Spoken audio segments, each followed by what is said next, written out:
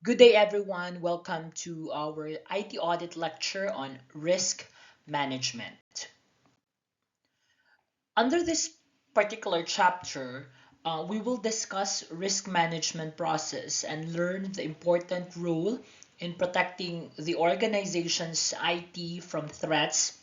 We will also describe ERM or enterprise risk management and learn how it applies to objectives set by the management. Third, we will also summarize professional standards that provide guidance to auditors and managers about risk assessment. And lastly, we will explain what risk assessment in the context of an organization. So risk management. Under National Institute of Standards and Technology or NIST, Special Publication SP 800-30, risk management is defined as the process of identifying and assessing risk, followed by implementing the necessary procedures to reduce such risk to acceptable levels. According to Marquette University, risk management is the continuing process to identify, analyze, evaluate, and treat loss exposures and monitor risk control and financial resources to mitigate the adverse effects of loss. Loss may result from financial risk, such as cost of claims and liability judgments. Operational risk may come from possible labor strikes. Perimeter risk may include weather or political changes, and strategic risk include management changes or loss of reputation.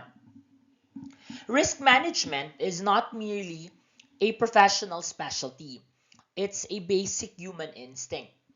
Every day we all naturally evaluate and aim to minimize the danger to ourselves and others in a wide range of situations.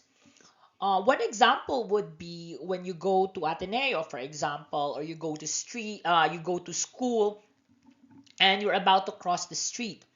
You also tend to manage risk while crossing the street by using the pedestrian lanes or stopping when vehicles are still moving, or even doing the mundane stuff like opening a link from an unfamiliar source while crossing across all social media. You tend to manage the risk by, say, avoiding if the source seems to be dubious or not trustworthy at all. Historically, risk management in even the most successful businesses has tended to be in silos, meaning the insurance risk, the technology risk, the financial risk, and the environmental risk were all managed independently in separate compartments. Coordination of risk management has usually been non existent, and identification of emerging risk has been sluggish. For professionals who practice formal risk management processes based on tried and true principles, a periodic review can be both reinforcing and refreshing. It's also valuable for lay people to learn about the principles of risk management so that they can gain a deeper understanding of why they and their organizations make the choices they do. Using an everyday example is a great way to educate people on risk management principles so that they can apply these guidelines to the real world. Okay? So, ultimately, um, all entities encounter risk regardless of their size, corporate structure, nature of business, or type of industry. All business decisions involve elements of risk, whether it is a decision regarding the financing of the business, addition or deletion of product lines, or the sources and methods of supply to the organization. All these must be assessed at an entity level by the executive management of an organization and related to the business activity desired. With such a plethora of risk exposures, management must adopt a position on risk It may involve any or all of accepting the risk, reducing the risk um, normally by increased internal control, or transferring the risk. The option that is not acceptable is simply ignoring the risk. In order to adopt an appropriate position, management must know and understand the risk. Okay, so we've already defined what is risk management, and as auditors, we normally consider three types of risk when utilizing a risk-based audit approach. We have three: inherent risk, control risk, and audit risk. Inherent risk is the likelihood of a significant loss occurring before taking into account your risk-reducing factors. In order to evaluate inherent risk, the auditor must be familiar with the environment within which the risk could occur in order that the nature of risk within which the risk could occur in order that the nature of risk indicators suggesting that likelihood of such risk and the severity of such an implied risk may be assessed. Control risk, on the other hand, measures the likelihood that the control processes established to manage inherent risk are proved to be ineffective. In order to evaluate whether the controls designed and implemented by management have adequately reduced the inherent risk to within tolerance levels, the auditor must identify those controls relied upon by management to reduce the likelihood or impact of the risk. Once these controls have been identified, an audit program to test the known effectiveness of these controls may be designed and implemented. The auditor must always bear in mind the cost of controls in reducing risk and that at some point a management decision may be taken to implement no further controls and accept the residual risk. Lastly, audit risk. This is the third risk that auditors consider, is the risk that significant business exposures have not been adequately addressed by the audit process. While the IT auditor will take all steps to ensure that audit risk has been minimized, it can never be guaranteed. All right? Okay. So that basically are the three risks that auditors need to consider or will consider. So up next, we will now proceed to the five basic principles of risk management. Okay? So there are five basic principles of risk management. The first is risk identification. The, the first principle is what it sounds like. What risks are presented to me, my organization, my customers, etc. in the scenario in front of me. As an example, think about, say, riding in or driving a car. You might identify the risk of having an accident due to poor maintenance of the car, failure to keep gas in tank, or speeding or driving under the influence. Another identified risk may be the possibility of damaging property, either the car itself or someone's property. There is also a risk of financial loss if proper liability insurance is not in place or if the driver gets a speeding ticket.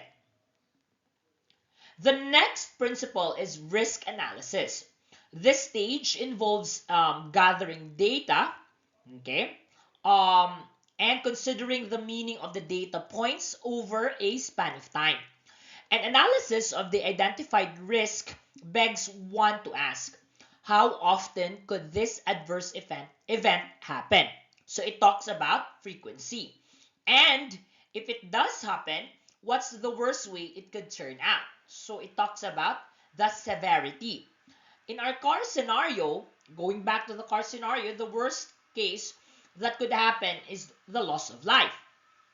Additional analysis may determine that the risk of being in an auto accident is low because the driver is never on the highway or only drives in the good weather during daytime on roads with speed limits of 30 kilometers per hour or less in a well-maintained car.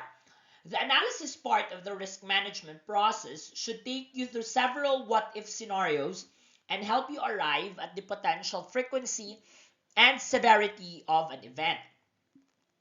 The third principle is risk control. Risk control offers opportunities to implement solutions that support risk avoidance, prevention, and reduction. The risk avoidance technique in our car example would be not to own a car or not to ride in a car. In reality, a minimal amount of risk still exists, as if you decide not to ride a car or own a car, you can still be hit by a car as a pedestrian or injured while using a public mass transport system, like you ride a bus or a jeepney, or you go like a subway if we have a subway. But in certain scenarios, risk can be avoided completely. Risk prevention aims to reduce the frequency or likelihood of the event or loss. This might mean preventing a car breakdowns by following maintenance and inspection schedules, keeping air in the tires and gas in the tank, and following all driving laws. Risk reduction aims to lower the severity of a particular loss that has already occurred. For example, it might mean ensuring property damage to another person's vehicle is prepared quickly so the time that they are without a car is limited. Effective risk control considers the various strategies already in place and may introduce new measures based on the findings of the analysis. The fourth basic principle is risk financing. This fourth principle focuses on the economics of risk. Risk financing is a way to cover any financial losses that the implemented risk control techniques did not prevent from happening. In our example, even with all the proper maintenance on the car, safe driving, etc., an accident can still occur. By having appropriate auto insurance, funds are generated by the insurance company to pay for the loss. In this case, the damage to the car. And the fifth basic principle of risk management is claims management. Whereas risk financing is about managing the financial impact, claims are about managing the harm done. When a loss occurs, um, or a loss happen, a claim may be filed to recover damages. In our example with a car, a claim may be filed with the insurance company of the driver at fault to recover for the damage that occurred. If the driver at fault was not insured, a different course of action may be necessary to hold the driver personally responsible for the damage. So here are the 5 basic principles of risk management. Up next is enterprise risk management, or ERM. What is ERM, or enterprise risk management? According to the integrated framework of the Committee of Sponsoring Organizations of the Treadway Commission, or COSO framework, ERM is a process effected by an entity's board of directors, management, and other personnel applied in strategy setting and across the enterprise, designed to identify potential events that may affect the entity and manage risk to be within its risk appetite to provide reasonable assurance regarding the achievement of entity objectives. ERM is a firm-wide strategy to identify and prepare for hazards with a company's finances, operations, and objectives. ERM allows managers to shape the firm's overall risk position by mandating certain business segments engage with or disengage from particular activities.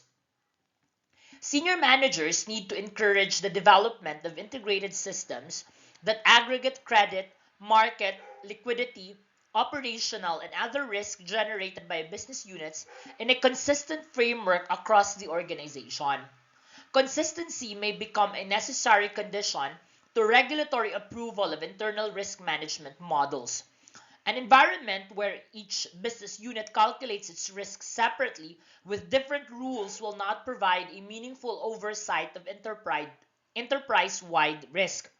The increasing complexity of products, linkages between markets, and potential benefits offered by overall portfolio effects are pushing organizations towards standardizing and integrating risk management.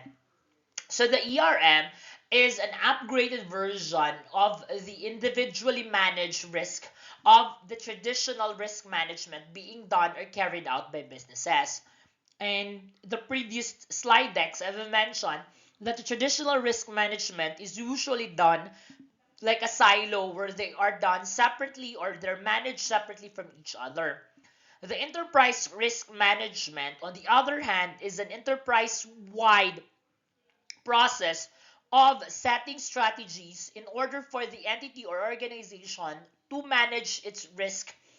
Okay, so this is a firm-wide strategy, and with a firm-wide strategy, um, it promises now efficiency in managing risk because you now have an overall risk position, and you basically follow a singular rule, um, and you basically set also a singular resources for the entire enterprise to utilize in managing its risk. Okay, now we have defined ERM, so enterprise risk management, and we have already distinguished itself from the regular risk management, whereas the traditional one are the individually managed risk. ERM is an enterprise or organizational wide risk management strategy. Up next is the ERM integrated framework. The ERM integrated framework was developed by the COSO framework, is an effective tool for senior management and the board to set goals and strategies, identify, evaluate, and manage risk areas, select and implement controls to mitigate or address the risk areas, and ensure that the company ultimately achieves its objectives and goals. The ERM integrated framework model, as shown in this slide deck, is comprised of top four columns, which are the objectives the management typically establishes in order to achieve the company goals. The right side of the framework of the model shows the four units that a company may be composed of. So this is not fixed. Okay, so in this particular sample, the four units of a company may include entity level, division, business unit, and subsidiary. So it could depend now on the organizational structure of the company that will create its own ERM integrated framework. Now, the model shows 8 specific interrelated components of the ERM. These 8 risk and control components apply to each of the 4 management objectives as well as to the company units on the right side of the model. We will discuss these 8 ERM components one by one. First up would be the ERM integrated framework. The first component is the internal environment. Okay, so the entire internal environment refers to an organization's culture, its behaviors, its actions, its policies, its procedures, its tone, and its heart. The internal environment is crucial in setting the company's goals, strategies, and objectives, establishing procedures to assess or mitigate risk business areas, and identifying and implementing adequate controls to respond to those risks. A strong internal environment often prevents a company from breakdowns in risk management and control. Risk management does not happen in a vacuum, remember that. What COSO calls your internal environment includes the organization's attitude to risk, the will to drive your ERM approach. This is the first of the 8 important components of ERM that you need to consider. The second ERM component would be the objective setting. Here, organizations set a mission and vision to ensure that everyone is working towards a common goal. When these objectives are cascaded across the enterprise, every senior and junior employee is aware of their roles and responsibilities. These common objectives act as a guidebook while you are forming your risk management plan. When everyone knows what they are working towards, it will help you assess if the risk is worth taking. In addition, you must take gauge of the following aspects. First would be the risk tolerance. Risk tolerance refers to the maximum level of risk that an organization can take to fulfill its mission and goals. The other one is risk appetite. The risk appetite is the level of risk that an organization or an individual is willing to take to pursue its goals and objectives. Once you have defined these attributes, you can form a high-level risk management plan that caters to your strategies and goals. You need to know what your ERM goals are. Are you aiming for a total risk avoidance, or are you able to tolerate certain risk? Are there some areas of your organization that will take more work than others to bring into the ERM framework? Understanding your goals and challenges is a crucial next step. Right? Now, the third component will be event or risk identification. It is one of the most crucial components of ERM framework. In the course of a project execution, an organization or an IT auditor like you will come across two types of events. One would be what we refer to as risk, and the second would be opportunities. Risk can disrupt the project progress, while opportunities can give your firm some tangible benefits. Analyzing these events is at the core of risk mitigation or strategy. The key is to identify potential events or risks that can significantly impact the business operations and revenues. Risks are classified as either inherent, they exist before plans are made to control them, or residual, risk left over after being controlled. The fourth component is risk assessment. Risk can be different types based on the several areas of business they can impact. It includes strategic risk, risk that pose a threat to the business sustainability, or operational risk. It can cause inefficiency in resource management. It can also be compliance risk that violate the rules and regulations of a business, and so on. You can add a lot more to the list based on the nature of your business. For instance, cybersecurity risks are crucial for an IT firm. The categorization of these risks will enable you to prioritize them and decide a course of action. Assessing the risk you face is one of the essential components of corporate risk management. You need to determine their likelihood, severity, and your ability to respond. Auditing in general involves an annual risk assessment and planning exercise to determine the overall audit coverage requirement. This is followed by the individual audit planning. The preliminary review is used to obtain and record an understanding so that the audit area may be broadly evaluated. From this evaluation, the extent of compliance testing or substantive testing required may be determined. After the testing is completed and the results evaluated, audit reporting must take place. This is typically addressed to the first level of management. They're able and empowered to take effective action. After the report is agreed and issued, a follow-up is required to ensure any agreed action has taken place. Risk assessments are both a tool and a technique that can be used to self-evaluate the level of risk of a given process or function, such as IT. They represent a way of, say, applying objective measurement to a process that is really subjective. A chief risk officer or CRO, in collaboration with the board of directors, should determine risk limits the organization is willing to take on. These risk limits should not be static, but should be subject to change, a working document.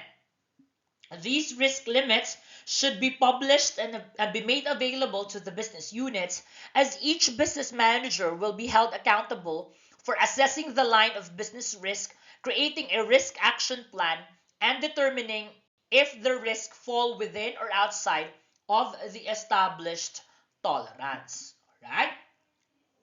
Now, the fifth component of the ERM integrated framework would be risk response.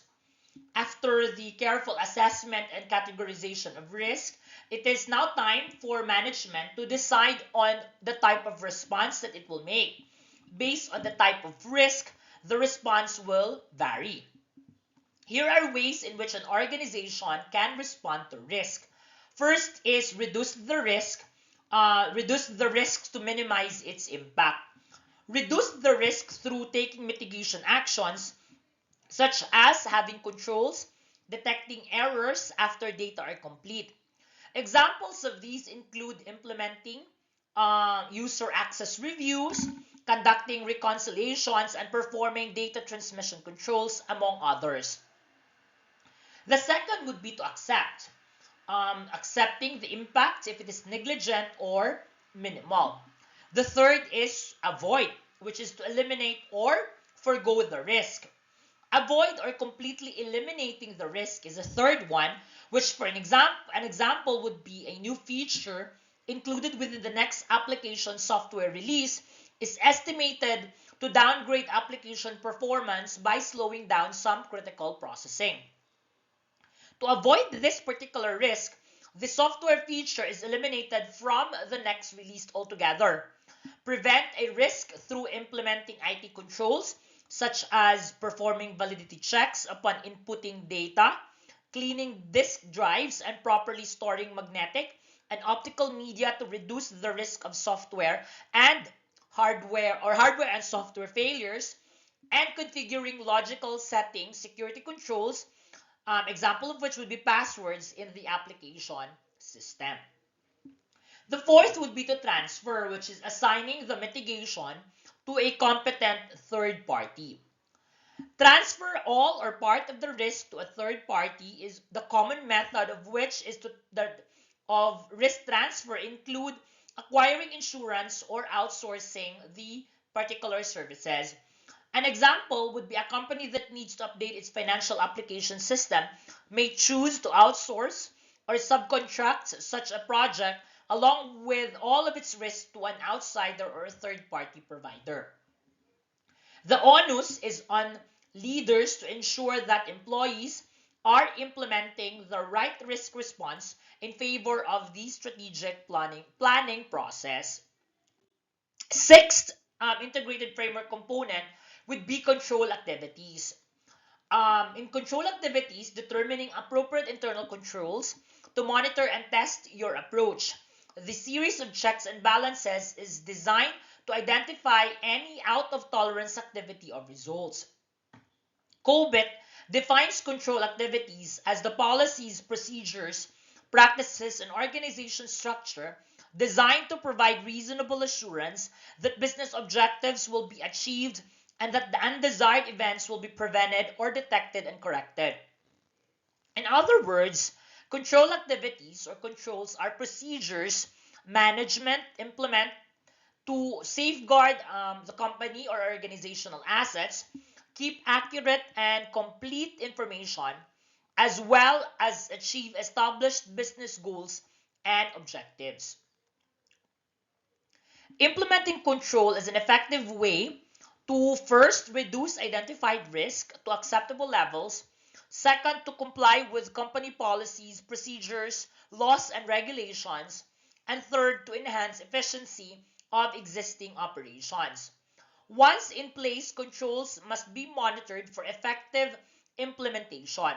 They should also be assessed to determine whether they do operate effectively and as expected when originally designed.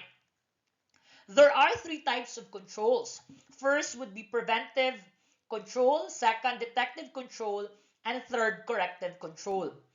Management should identify and implement controls from the three types above in order to protect the company from undesired events.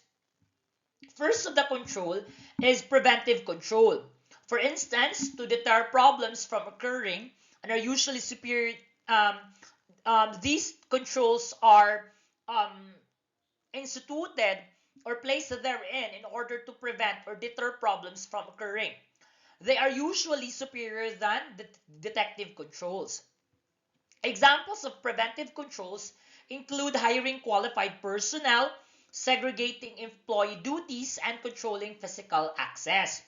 The second type of control is detective, which is intended to discover problems that cannot be prevented.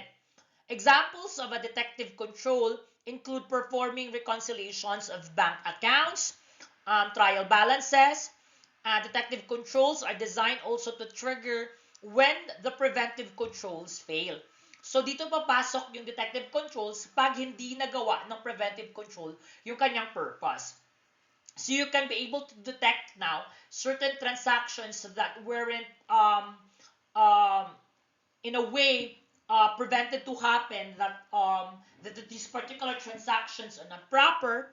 So by doing so, you'll be able to still filter out from the list, from the voluminous of transactions, those that have happened that should not have happened if preventive controls were effective.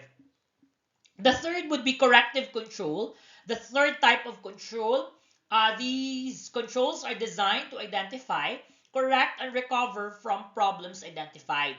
Similar to detective controls, corrective controls react to what just happened.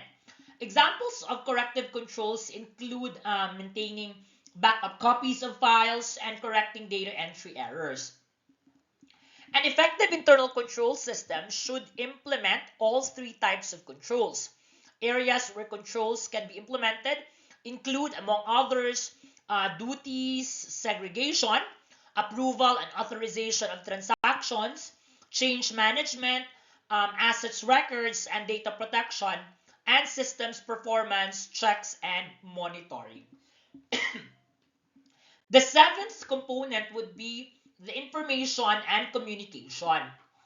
Building an ERM framework requires support from across the entire organization, and communicating the organizational objectives and strategy is one of the core ERM components.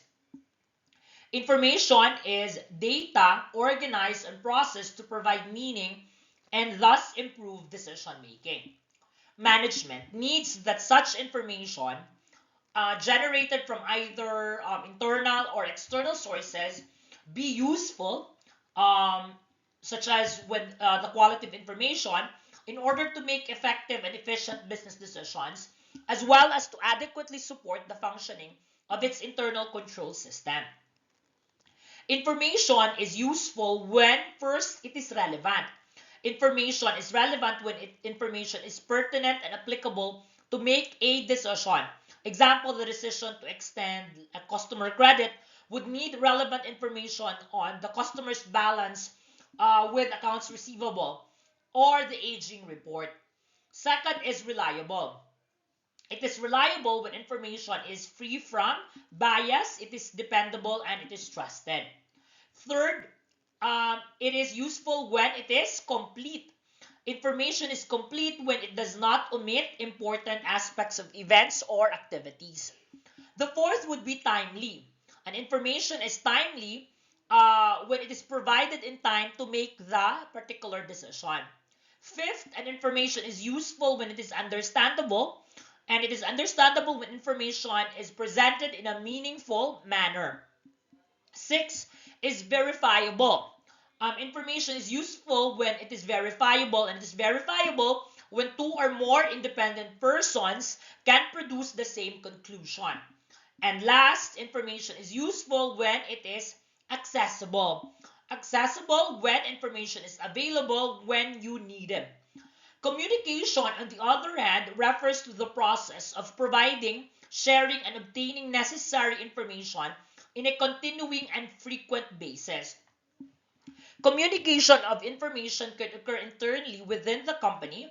An example would be a message from the CEO or CIO to all company employees, etc., or externally when information is received from government regulators, information submitted for audit purposes. All right? And the last component, the eighth one, is monitoring. This is the component that determines what this will look like and who will be responsible for it. In many organizations, particularly larger ones, the audit function will be accountable for monitoring. Monitoring activities, either on a continuing or separate basis, must occur to ensure that the information and communication is implemented effectively and, most importantly, operates as designed. Continuous monitoring assessments that have been incorporated into existing business processes at various levels, for instance, provide timely and relevant information supporting whether the EIS is or not working as expected. Monitoring assessments that are performed separately vary in scope and frequency and are conducted depending on, say, how effective they are, the results from risk assessments, and specific management goals and objectives. Okay, so those are the 8 components of the ERM integrated framework. Next would be the risk-based audit approach. Risk assessment must be carried out in order to permit the efficient allocation of limited IT audit resources to ensure that all levels of management have been checked and that the audit effort is focused on areas of highest business impact. Risk assessment is then the basis for the audit department management because it summarizes the impact of the selected subject on the overall business. Risk assessment must be carried out in order to permit the efficient allocation of limited IT resources and to ensure that all levels of management have been checked. Okay? And that the audit effort is focused on areas of highest audit impact. Risk assessment is then the basis for audit department management because it summarizes the impact of the selected subject on the overall business. The initial audit activity gathers or updates information about the organization in order to determine the audit strategy. This determination class includes forming audit judgments regarding the organization and assessing the inherent and control risk in order to determine the appropriate audit testing plan. Inherent risk may be seen as the risk the organization faces without mitigating impacts of internal controls. Control risk involves those elements of inherent risk not successfully mitigated by the internal control structures. The initial information required would include knowledge of the organization's business and place within its industry, as well as a knowledge of the applicable accounting, auditing, and regulatory standards within the industry. These allow the determination of the overall business objectives of the organization or departmental function. Now, once these business objectives have been determined, the auditor may proceed to identify and isolate the individual detailed control objectives. An example would be the overall objective of, say, the purchasing function is to buy items for the organization. Now, the control objectives for this function would include ensuring that only the right items are purchased at the right price, in the right quantity, of the right quality, in an authorized manner for the delivery to the right place at the right time. The risk then becomes those factors that can prevent fully or partially the achievement of the control objectives.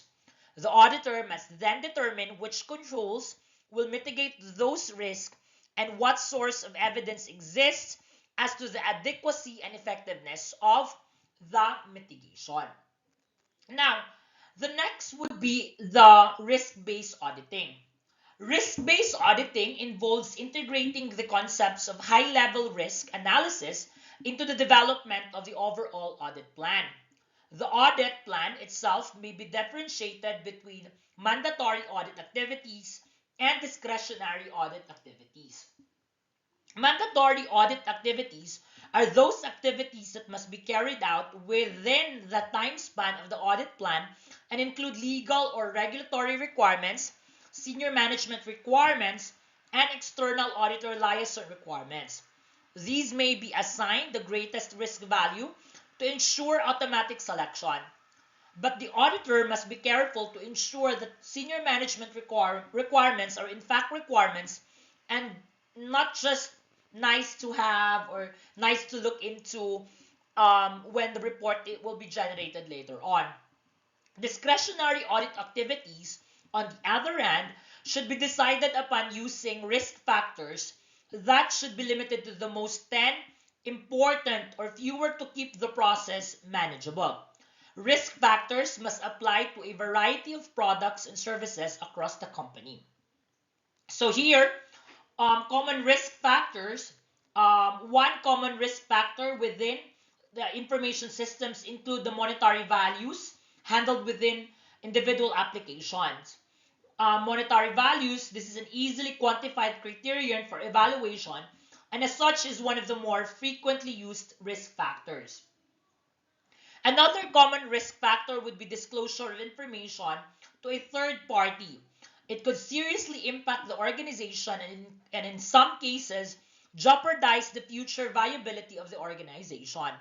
Loss of information could, under some circumstances, also threaten the existence of the business. Third will be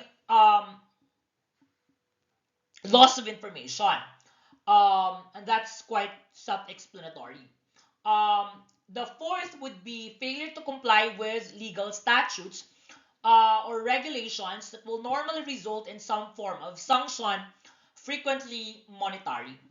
The technical complexity of system, another common risk factor, is very much a judgment call for a system classed as extremely complex by one organization, but may be seen to be a norm or normal at another. Nevertheless, such complexity can add greatly to the risk failure of parts or all of the information processing structure. Um, the system stability is also a common risk factor that is commonly overlooked as a risk factor because rarely does it threaten the survival of the organization. Despite this, the cost involved in constant maintenance and adjusting of unstable systems, hardware, software, or a combination of both can make this a significant threat.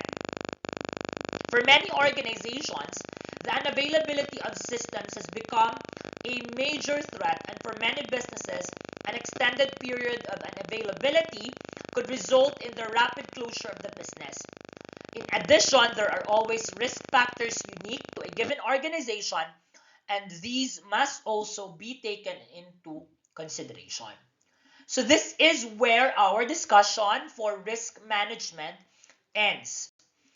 Thank you for listening. See you next week. Mabuhay!